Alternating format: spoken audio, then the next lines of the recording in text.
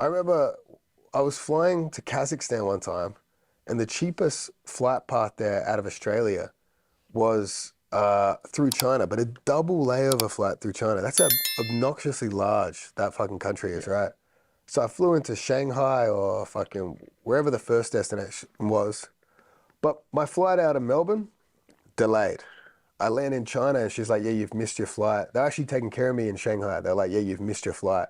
And I was like, all right, all right. And then suddenly she's like, no, your second flight was delayed too. We'll put you on that one. Bang. And I say to her, I said, but yeah, but what about my third flight? And she's like, someone will be at the airport to take care of you, right? You'll deal So with it when you deal with it. I land at the airport and it's 3 a.m. and this is far west China. This is like, it was Urumqi. This is where the Uyghur people are. This is where the fucking, I don't even know if we can say, but obviously there's a lot of tension between the Uyghur people, China, and I believe LeBron James, right? But I land in Urumqi, 3 a.m., minus 16 degrees. The airport's closing. There's fucking Chinese guys with AKs that are like telling us to leave the airport. Oh shit. And I'm like, oh, all right, go. I'm not gonna fucking fight back against these people, you know? So I walk outside. I'm not dressed for the weather, for the fucking occasion, Yeah. you know? At the time, I was too poor to afford a snow jacket, you know? Like, what am I gonna fucking, that's a fucking big investment. I go outside, there's no taxis. There's just gypsy taxis everywhere. So all these, again, no one speaks English. They were just saying closed, you know, get the fuck out of here, pointing guns at us, which is pretty, I mean, obviously if you work in an airport, eventually you're going to make it to that point. But, you know, but that was just a set business practice for this airport in Urumqi. So I go outside, I get in a fucking random gypsy taxi. He takes me to a hotel. I'm trying to use credit cards, but in this part of China, no Western credit cards work. But I had a tiny bit of Kazakh tenge in my wallet, and the guy saw that, took it, and I go to sleep around 4 a.m. in this fucking hotel, not knowing what the fuck's gonna happen. Again, I'm on a 24-hour transit visa. You overstay in China, like something bad's gonna happen to you for sure. Yeah, absolutely. The guy bangs the door and wakes me up like an hour and a half later, and he's like he's got Google Translate. He's like, not enough money, so he's kicking me out.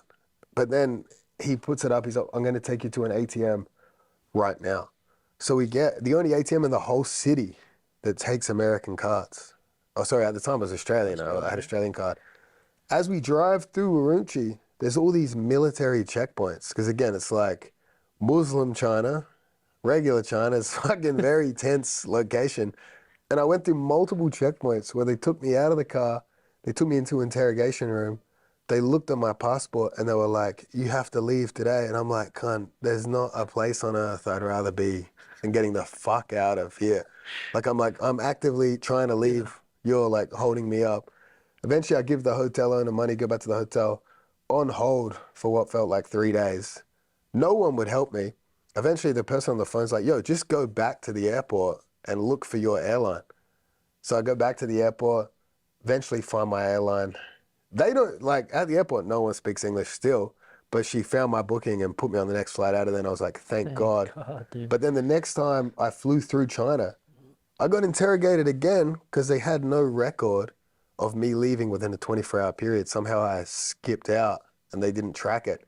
And they were interrogating me as if I was a reporter because it's like, what fucking white person is going to Muslim Yeah. China for vacation? You know what I mean? So it's like I've had this vendetta with China ever since where it's like the airport experience is bad enough, let alone the fucking immigration experience. You know, like I was Yeah. meant to go on a trip to China recently, and they wanted my passport for a month to get a visa. I was like, a month? Jeez. What the fuck are you talking about, eh? Your fucking social credit score is fucking down, Wild. Absolutely wild. eh? But yeah, I mean, obviously everyone has nightmare experiences traveling. So it's like, it's just part of it, eh? But again, as a person who's traveled most of the world, nowhere's worth it, you know? Like, Yeah. nowhere's worth 24 hours on a plane against a sitting next to a fucking fat retarded guy. Like having a layover in the same country sounds fucking crazy. Double, Yeah. double layover. Like how fucking settle down. How big is that country? Surely there's a fucking flight from Shanghai to Almaty, you know? Why are we stopping in That's Muslim fucked. Muslim China?